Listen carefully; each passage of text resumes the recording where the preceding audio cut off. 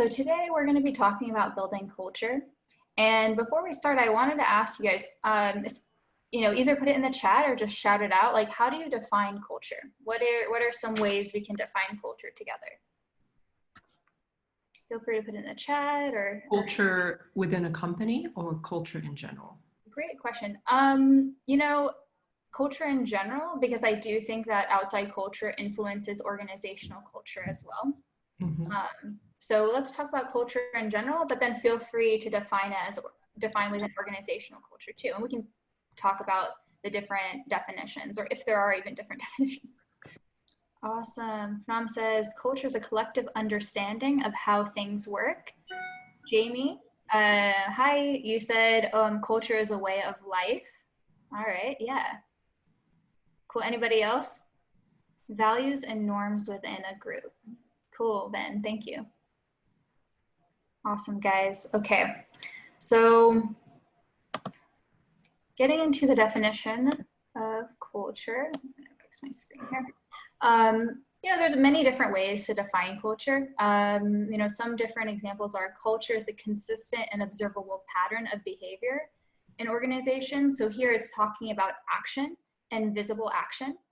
Another definition is culture is a carrier of meaning. So that is like a value system or kind of ideals that we all can align on.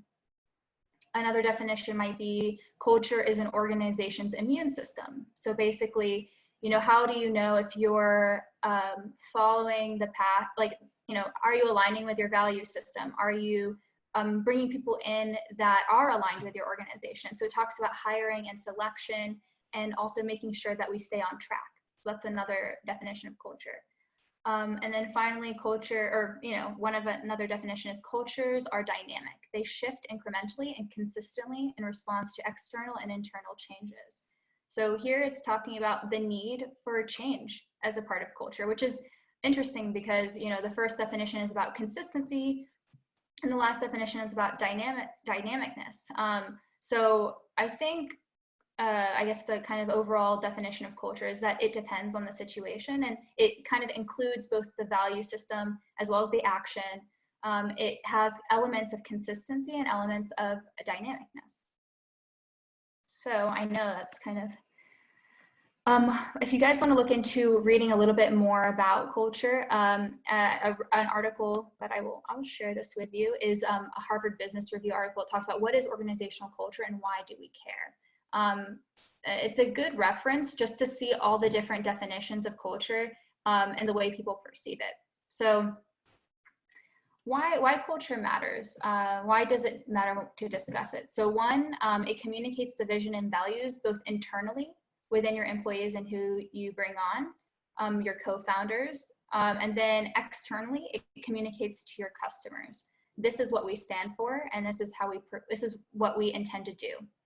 The second reason is that it identifies norms, structure, and composition. So what I mean by that is, let's just say that you want to have a value of culture. So what does that norm might look, I want to have a value of creativity. So that norm might look like that you're willing to talk about big ideas without rejection. So that's a norm. So what types of processes are going to allow you to not reject an interesting and different concept. A structure might be less hierarchical for creativity. And then a composition, when I say composition, is like, who are you bringing in? If you want creativity, you're going to likely want people with a variety of backgrounds rather than, homogeneous group of people.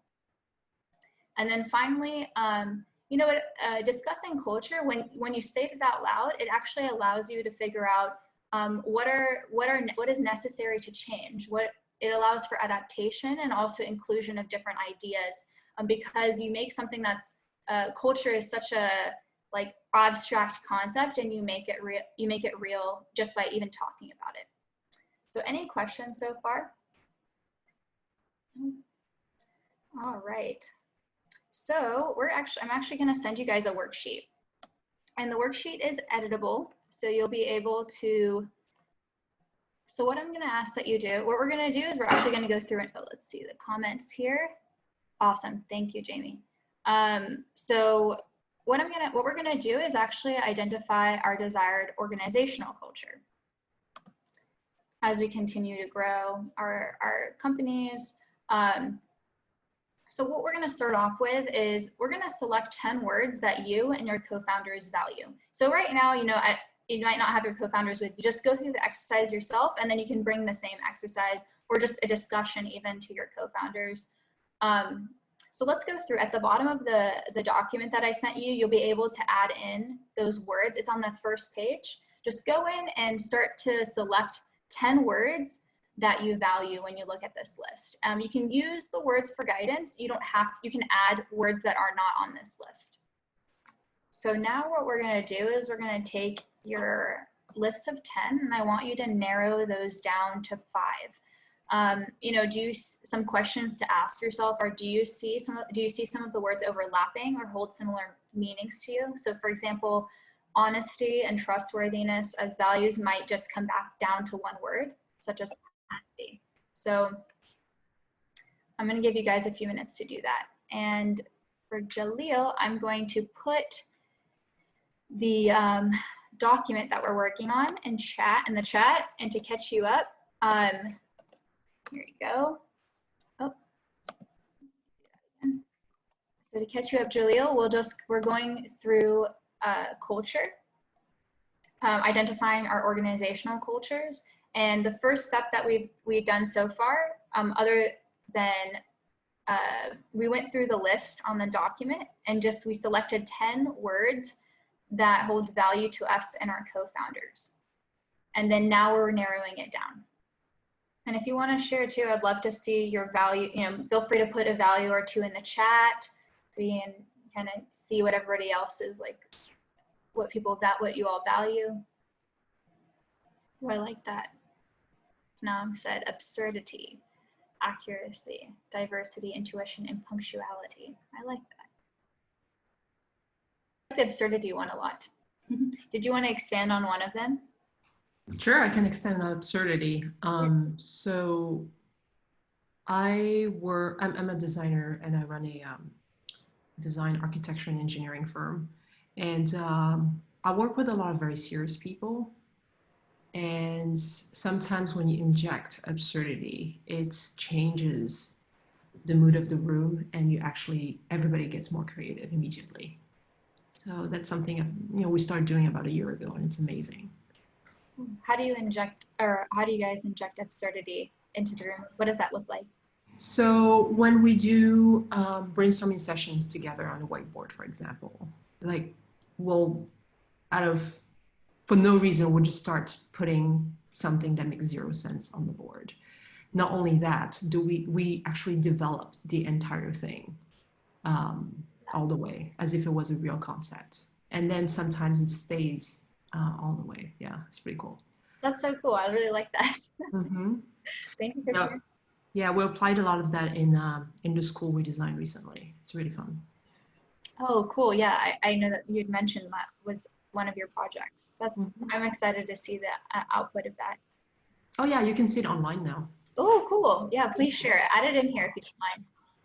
And I'm just going to catch up Keegan here in the meantime. So Keegan, I am sending a Google Drive document that you can download for culture.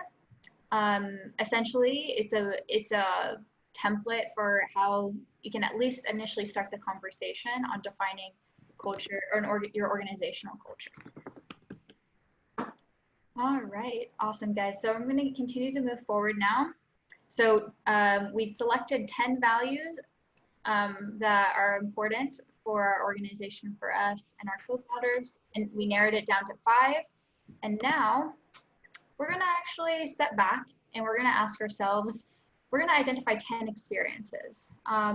Those experiences are going to revolve around what did you not like? Are there certain situations that you would change, whether it was in your own organization or externally in other places that you've worked? Were there certain situations that made you proud? Certain experiences that made you proud of the work that you were doing or the organization that you're a part of? And what were those things? So I give 2 examples here just to kind of give you a reference. So for example, for IMAGINEi5, I really was proud of when we were able to do a design thinking session virtually. You know, that was something that when COVID-19 had first hit, and we were able to bring people together to ideate on COVID-19 in a unique and out-of-box way. Usually design thinking doesn't happen virtually, so I thought it was like a different experience. And then another experience that I was proud of was when IMAGINEi5 held the social good and social identity session focused on developing equitable products and bringing the conversation of bias into our work. So those were some two experiences that I was proud of. You know, if once you kind of think these things over, I'd love for you to add them into the chat of your own experiences. And you know, if you don't want to share any of the things that you would change, don't worry about it. You can definitely keep that to yourself. But if you also want to share about that, I'd love to talk about it too. I think maybe something that I would change about places that I've worked was like the hierarchical structure. So that's an example of an experience, and maybe even be as specific as possible. I didn't like that there was closed doors. For, you know, not everybody could come up and share an idea. So, you know, be as specific as you want to be. So Julia said creativity, collaboration, diversity, reliability, and balance. So just, that's awesome. I love that. And Jaleel said resiliency. Great. Yeah, I think maybe Julia, if you don't mind sharing after you've had an opportunity to reflect, maybe sharing one experience with us.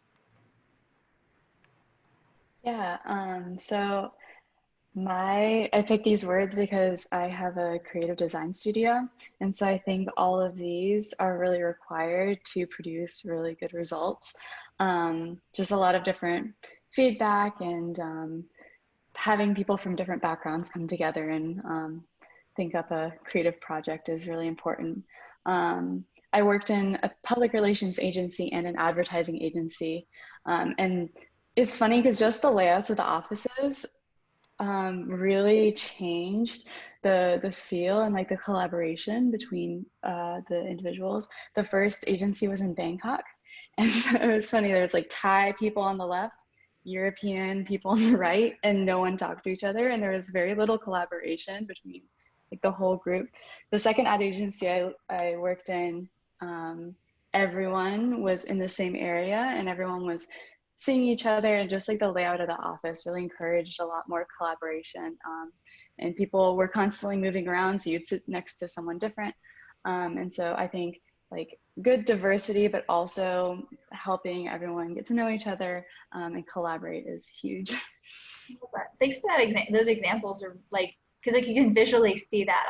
I thought like just in my mind I could see how the structure separated, and then or allowed for collaboration. So yeah, I love that. So Julia, how would you design your studio? So now you're setting up your home office. How would you design it? So I know.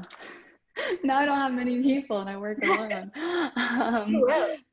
But yeah, I think one thing is just when you do have people all together, just bring them together for group activities.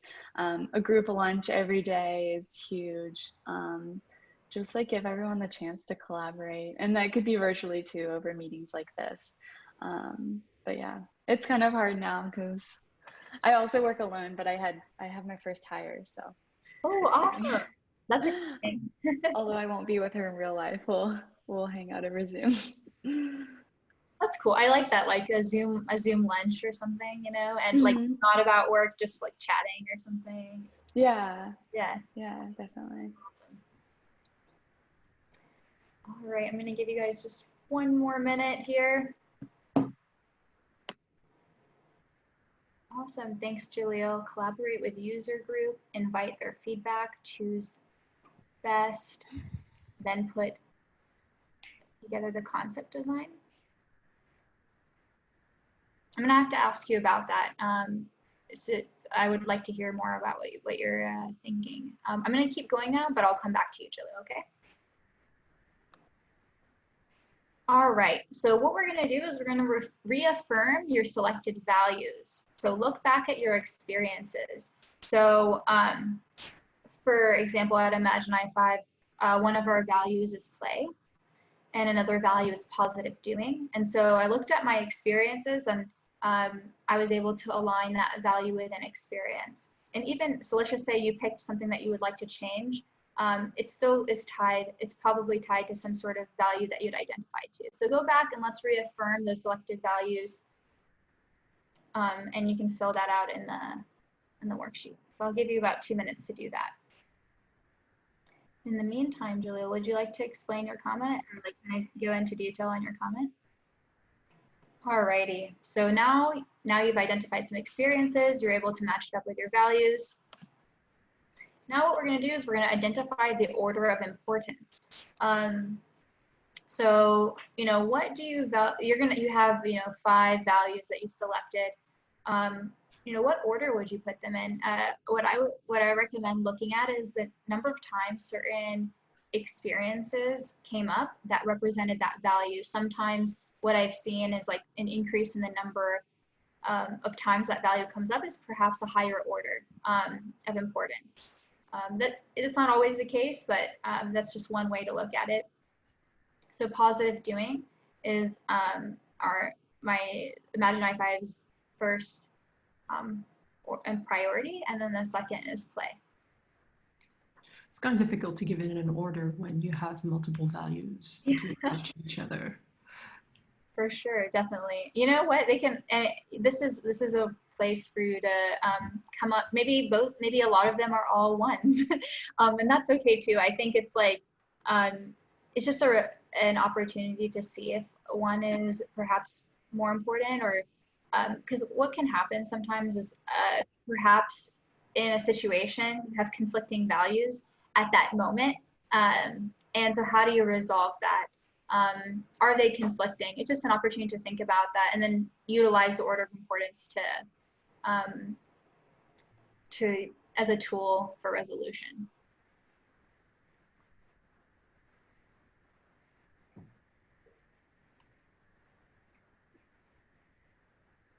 As I go through this and my experiences, I kind of want to go back. This could take a while to really perfect.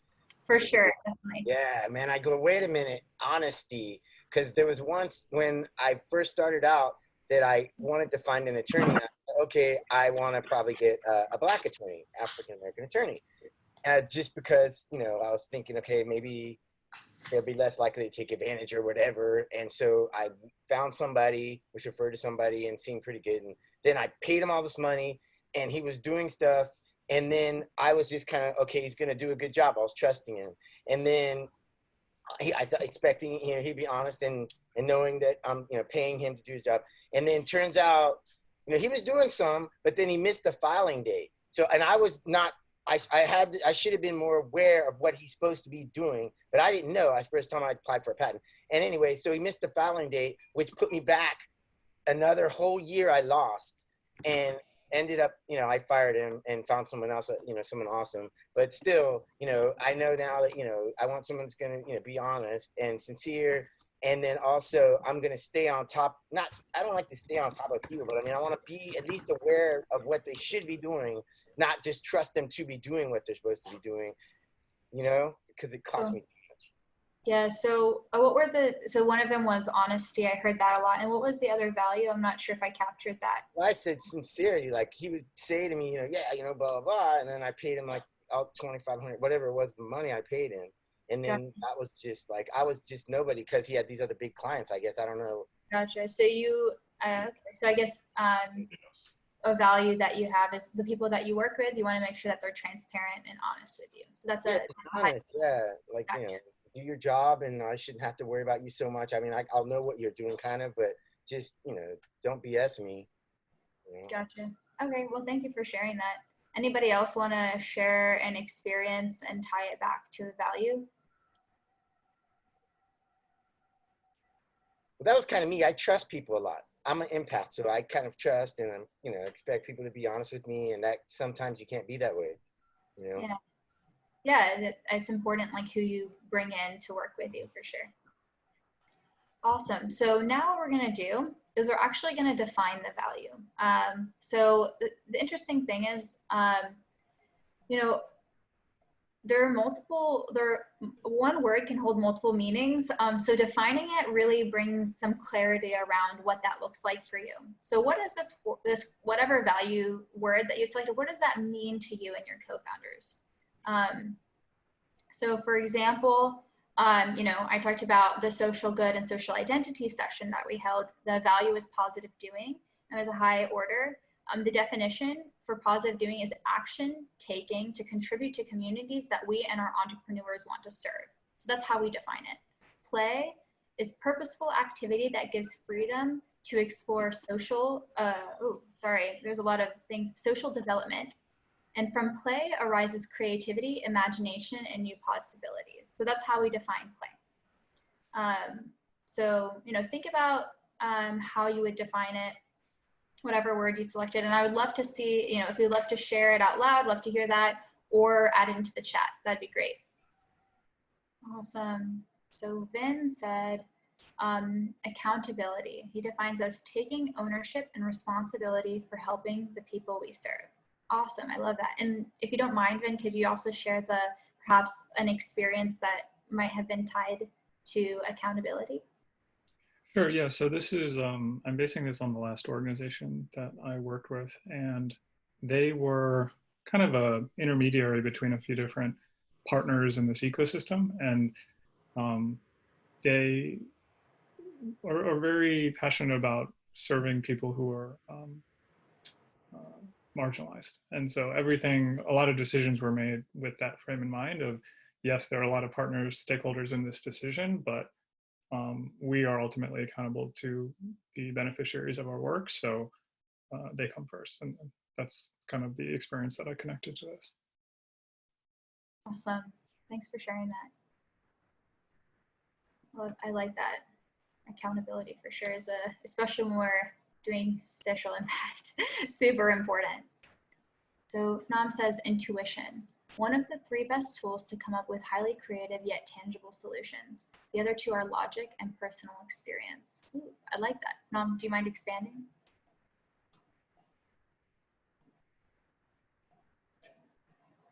Oh, I don't know if you're muted. You're muted. I'm gonna unmute you. Yeah, that's something we started implementing a year or 2 ago, where I have my design teams not do any research, not even scouring the internet, not getting any information or inspiration from anybody else, anything that exists already, and start creating immediately using intuition, logic, and personal experiences, by telling each other stories, by creating things tangible immediately. And that has been extremely powerful.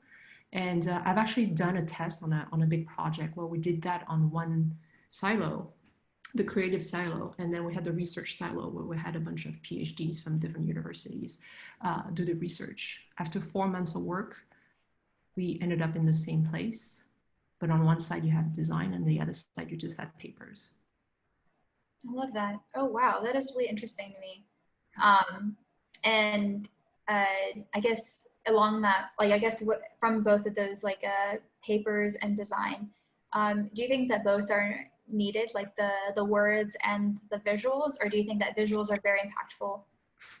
To create a solution, you only need the design and the physical solution in the field that we work in. I've never given a lot of weight to research on paper. It's good when people ask the question, so we have something to back it up. But in my opinion, it doesn't bring anything to creating things. Thanks. That's really interesting. Yeah, that's an interesting piece, because sometimes between academia and industry, there's such a disconnect. So yeah. I think that's really interesting. Thanks for sharing. All right, so we're going to continue. I'm going to check here the chat. Ooh, Julia, awesome. Okay, I think we have enough time. So if you want to share, Julia, you want to define. Julia picked creativity. Do you mind defining it and then giving us an experience that's tied to it? So I defined it as creating innovative solutions that foster memorable relationships between brands and their clients. Um, I do a lot of logo projects and branding work. And so creativity is number one for me, obviously. And I want to help the client express like their services or their offerings in one small image or like one small icon. And it's really difficult lots of times, but creativity is definitely number one.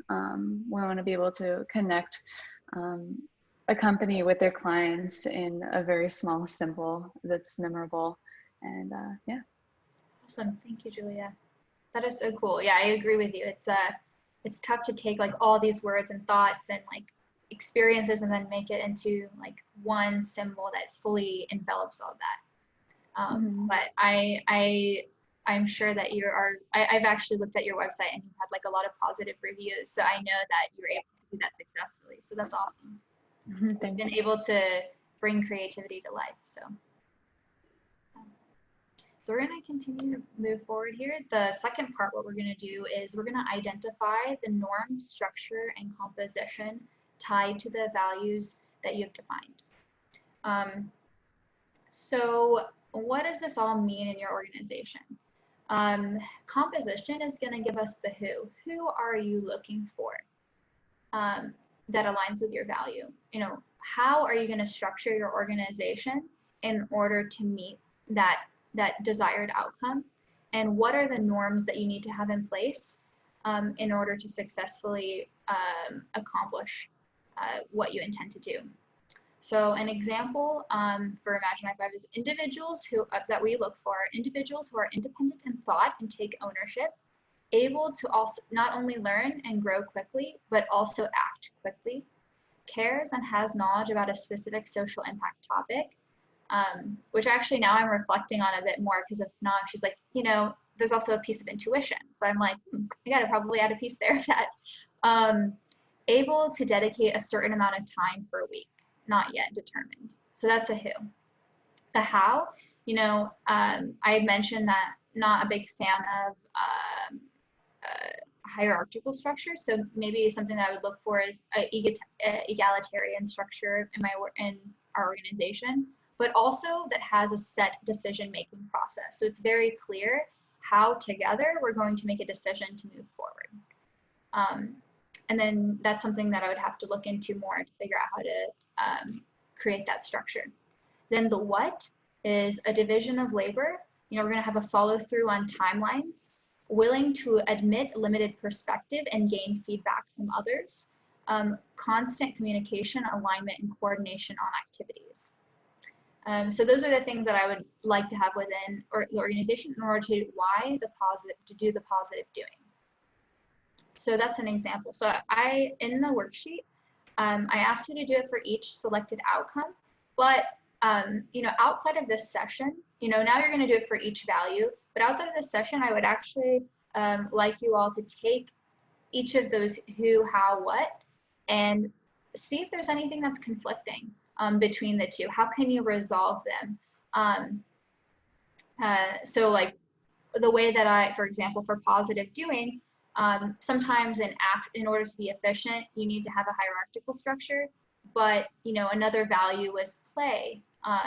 So in order to be playful, it requires inclusion. So the hierarchical structure wouldn't really work. So that's where I went with egalitarian. And I talked about, though, like a resolution to that was we would have something with a set decision-making process. So I was able to throw out the hierarchical to fit the playfulness part, but still meet the needs of the positive doing.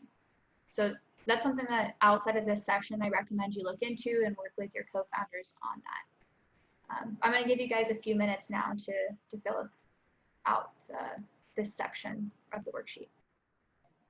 All right, no worries. You're welcome to also share it in the chat if you change your mind. I can go first if you like.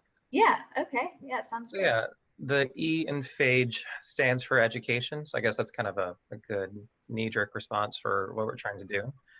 So what does this all mean in our organization? The who is making sure that so just to clarify, this is for our internal group, not like our customers or anything, right? Just make sure I did that right. Sorry, can you tell me your question again?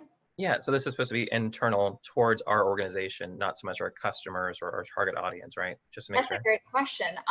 Hey, do you know what? I think it was originally intended for internal, but I don't think that there's anything wrong with also considering how you want to, who you would like to have as your client, how you would like to manage them, and what are the norms and process, because it all ties back to your values. And like your values, although are internal, are also external towards your customers, so they need to be consistent.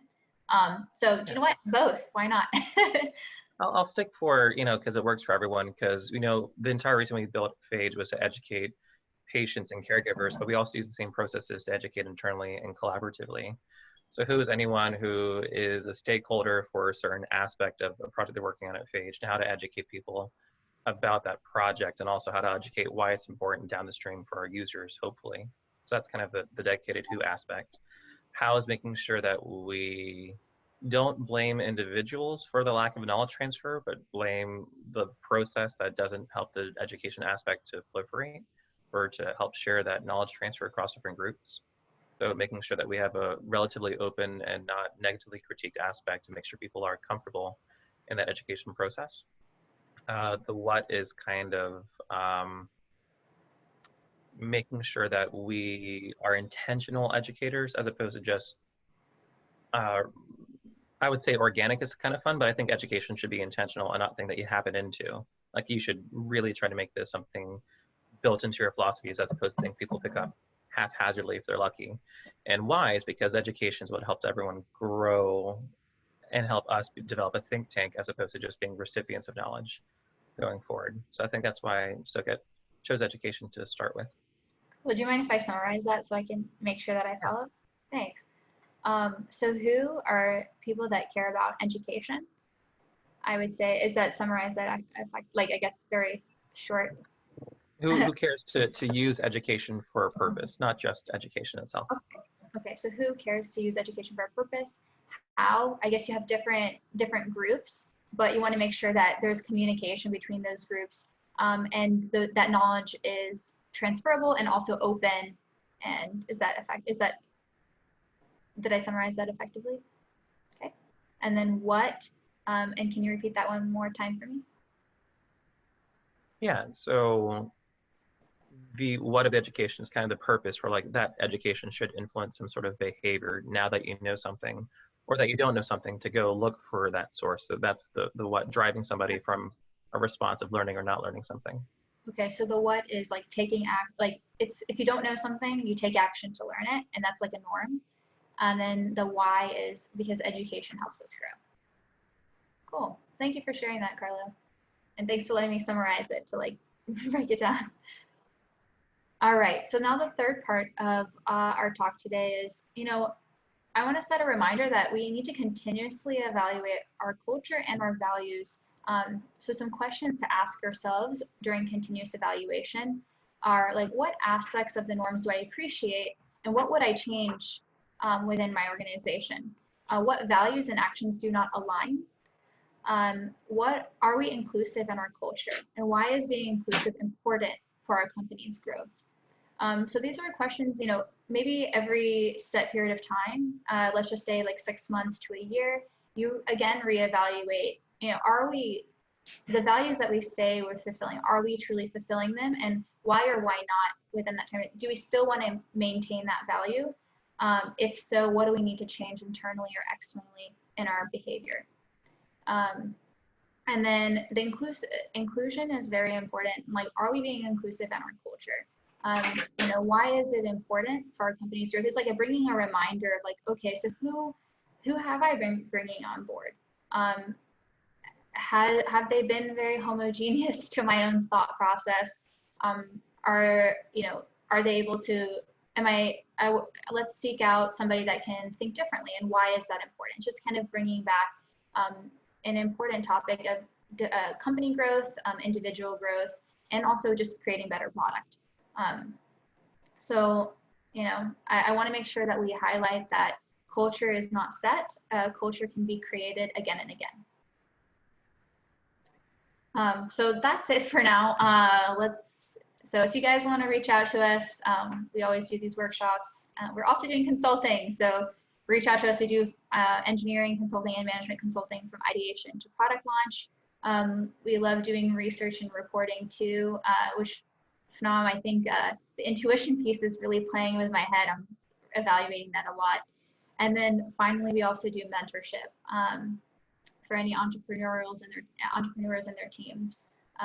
So any questions before we have 4 minutes left? Any questions, anything you want to share? I'd like to hear that before we close out this session. It was really fun. Thank you, Sarah. Oh yeah, no problem. It was fun for me too. I'm glad I got to hear about all of you and what you value, because that also helped, I guess, like sharing our values and talking about them allows us to our own internal evaluation. So thank you. Anything else, guys? And if you have any questions, or like you're doing the worksheet later and like you're kind of stuck and you need somebody to talk to, let me know, okay? All right. Well, have a great weekend. Thank you again. Ooh, let's see the chat.